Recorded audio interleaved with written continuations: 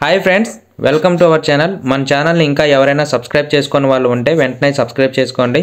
ఇలాంటి మరిన్ని మంచి వీడియోస్ మన ఛానల్ అప్లోడ్ చేస్తూ ఉంటాను, మిస్ అవ్వద్దు. ఈ ఆలయం దగ్గరికి రాగానే మనకు 3 దేవాలయాలు కనిపిస్తాయి. ఒకటి విద్యా గణపతి, అలాగే అయ్యప్ప స్వామి దేవాలయము, అలాగే సాయిబాబా గుడి కూడా కనిపిస్తుంది. వీడియోని స్కిప్ చేయకుండా చివరి వరకు చూసేయండి. ఈ గుడి ఎక్కడ ఉంది, ఎలా వెళ్ళాలి అనేది వీడియో చివరిలో నేను చెప్పాను. ఇక్కడ నిత్యం పూజలు జరుగుతూ ఉంటాయి. ఈ దేవాలయం పంచరామాల్లో ఒకటైన సోమేశ్వర స్వామి దేవాలయము. ఇక్కడ శివలింగాన్ని చంద్రుడు ప్రతిష్ఠించాడు. చంద్రుని పేరున దీనిని సోమేశ్వర క్షేత్రం అని పిలుస్తారు. ఇక్కడ ప్రతి కార్తీక మాసంలో ఉత్సవాలు జరుగుతూ ఉంటాయి.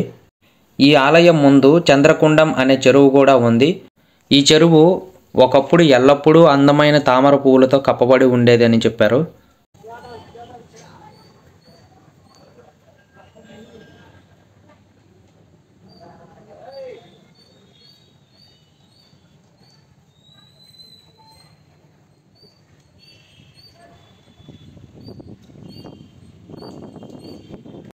ఈ దేవాలయాన్ని క్రీస్తు శకం 3వ శతాబ్దంలో నిర్మించబడిందని చెప్పి నమ్ముతున్నారు. ఆలయ ప్రవేశ ద్వారంలో పెద్ద గోపురం కూడా ఉంది. ఈ దేవాలయానికి ఎడం వైపున హనుమంతుడు మరియు శ్రీరాముని ఆలయాలు ఉన్న ఒక పెద్ద హాల్ అయితే ఉంటుంది. అలాగే ఈ ఆలయానికి కుడివైపున ఆలయ కార్యాలయం పైన ఒక పెద్ద బహిరంగ హాలు కూడా ఉంది. ఈ దేవాలయంలో శివుడు సోమేశ్వర స్వామిగా, అలాగే పార్వతీదేవి రాజేశ్వరి అమ్మవారుగా పూజిస్తారు. ఇక్కడ ఉండే గోపురం ముందు 15 మీటర్ల ఎత్తుగల ధ్వజస్తంభం కూడా ఉంది. ఇక్కడ ఉచిత దర్శనంతో పాటు అంతరాలయ దర్శనం కూడా ఉంది. దానికి ఒక్కొక్కరికి 50 రూపాయల టికెట్ అయితే ఉంటుంది.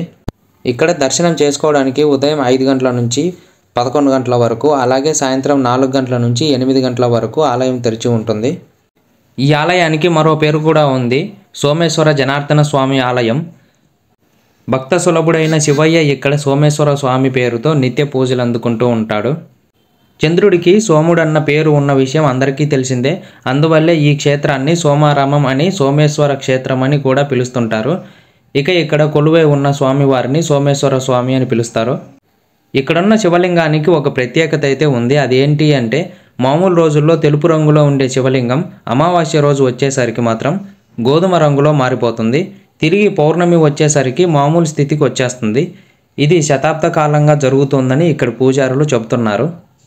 ఈ మార్పులను గమనించాలి అంటే ఖచ్చితంగా అమావాస్య రోజు, అలాగే పౌర్ణమి రోజు దేవాలయాన్ని సందర్శించుకోవాలి. అంతరాలయం అని చెప్పాను కదా, ఇక్కడ నుంచి వెళ్ళాలి. దీనికి ఇలా వెళ్ళాలి అంటే టికెట్ తీసుకొని వెళ్ళాలి. దేవుణ్ణి దగ్గర నుంచి దర్శించుకోవచ్చు. ఇలా ఒక ప్రదక్షిణ లాగా చుట్టూ తిరిగి వెళ్ళాలి. ఈ గుడి ప్రత్యేకతను, అలాగే ఇక్కడ జరిగే మార్పులను చూడటానికి వివిధ ప్రాంతాల నుంచి భక్తులు వేలాదిగా ఇక్కడికి తరలి వస్తూ ఉంటారు. ఇక్కడ గల స్వామివారిని చంద్రుడు ప్రతిష్ఠించారని చెప్పి ప్రతీతి. అందరూ దర్శనం చేసేసుకోండి. ఇక ఈ శివలింగాన్ని చంద్రుడు ప్రతిష్ఠించడం వెనుక కూడా ఓ పురాణ కథ అయితే ఉంది. ఈ దేవాలయం 2 అంతస్తులుగా ఉంటుంది. సోమేశ్వర స్వామి కింద అంతస్తులోను, అన్నపూర్ణాదేవి పై అంతస్తులోనూ ఉంటారు. ఇక్కడి అమ్మవారు అన్నపూర్ణగా భక్తులను అనుగ్రహిస్తూ ఉంటుంది. ఇలా శివుడి పైన అమ్మవారు ఉండడం దేశంలో మరెక్కడా లేదని చెప్తారు. ఈ ఆలయానికి క్షేత్రపాలకుడు జనార్దన స్వామి. ఈ దేవాలయం ముందు భాగంలో 2 నందులు ఉండగా ధ్వజస్తంభం వద్ద మరో నంది ఉంటుంది. అటుపై ఆలయ ప్రాంగణంలో ఒక నంది, దేవాలయం ఎదురుగా ఉన్న చంద్ర పుష్కరిణిలో మరో నంది ఉంటుంది. అందువల్లే ఈ క్షేత్రానికి పంచనందీశ్వర దేవాలయం కూడా పేరు ఉంది. ఇదిలా ఉండగా ఈ ఆలయం ముందు భాగాన ఉన్న కోనేరు గట్టున రాతి స్తంభంపై ఉన్న నందీశ్వరుడు నుంచి గర్భాలయంలోకి చూస్తే శివలింగం కనిపిస్తుంది. అలాగే మూల విరాట్టు కింది అంతస్తులో అయితే, అదే దేవాలయం ముందున్న రాతి గట్టు నుంచి చూస్తే శివలింగానికి బదులు అన్నపూర్ణాదేవి కనిపిస్తుంది. మొత్తం 2 అంతస్తులో ఉన్న దేవాలయం మూల విరాట్ అయిన సోమేశ్వర స్వామి కింది అంతస్తులో దర్శనమిస్తారు. ఈ క్షేత్రంలోని చంద్ర పుష్కరిణిలో స్నానం చేస్తే పాపాలు పటాపంచలవుతాయని విశ్వసిస్తూ ఉంటారు. తూర్పు చాళుక్య రాజైన చాళుక్య భీముడు ఈ దేవాలయాన్ని 3వ శతాబ్దంలో నిర్మించాడు. ఈ దేవాలయానికి ప్రాకారాలను, గోపురాన్ని నిర్మించనాడనడానికి చారిత్రక ఆధారాలు అయితే కనిపిస్తూ ఉన్నాయి. అందువల్లే ఈ క్షేత్రానికి భీమారామం అనే పేరు కూడా ఉంది.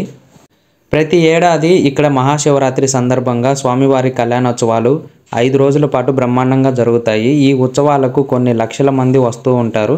అలాగే దేవి నవరాత్రులు కూడా ఎంతో వైభవంగా నిర్వహించడం జరుగుతూ ఉంటుంది. ఈ పర్వదినాల్లో ఆది దంపతులను దర్శించుకోవడం వలన సకల పుణ్యఫలాలు ప్రాప్తిస్తాయంటూ ఇక్కడి భక్తుల నమ్మకం.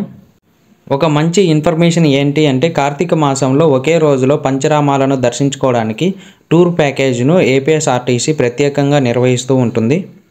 ఎవరైనా వెళ్ళాలి అనుకుంటే మాత్రం గుడి మేనేజ్మెంట్ వాళ్ళని సంప్రదిస్తే తెలుస్తుంది.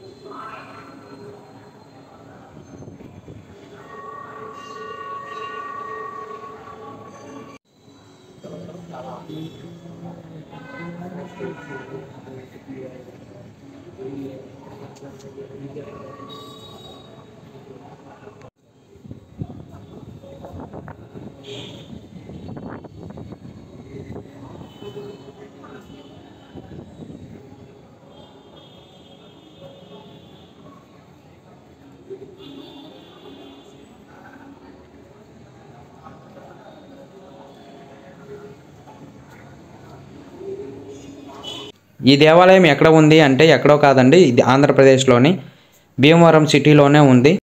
ఇది ఫ్రెండ్స్ ఈరోజుటి మన వీడియో నచ్చినట్టయితే లైక్ చేయండి, అలాగే షేర్ చేస్తూ మన ఛానల్ని సబ్స్క్రైబ్ చేసుకోండి. ఇలాంటి మంచి వీడియోస్తో మళ్ళీ కలుద్దాం.